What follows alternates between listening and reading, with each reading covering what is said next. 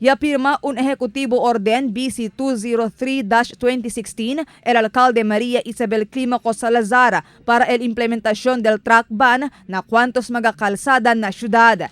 Estipulaw na orden kay prohibido man biyahe el mga vehikulo de 6-wheeler cargo trucks of more than 5 gross tons keta incluhi el mga trailers, container vans, delivery trucks y otro mga semejante vehículo durante el peak hour, alas 6 del aga hasta alas 6 del aga y a las 4 del tarde hasta alas 7 del noche, lunes hasta viernes. El mga kalsada donde hindi sila pwede man biyahe, amo el Governor Camins Avenue, Veterans Avenue, Mayor Vitaliano Agan Avenue o el Nunez Extension, Governor Ramos Avenue, Governor Alvarez Street, Nunez Street y el camino desde na sentro del pueblo para nalabuan na Costa Oeste.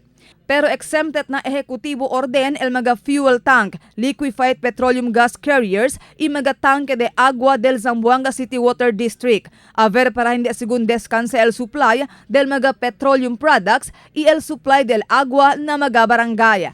Objeto del orden amo para afloja un poco con el problema de tráfico que ta experiencia este mga tiempo el ciudad de Zamboanga. Marifita Mayo, Dateline Zamboanga.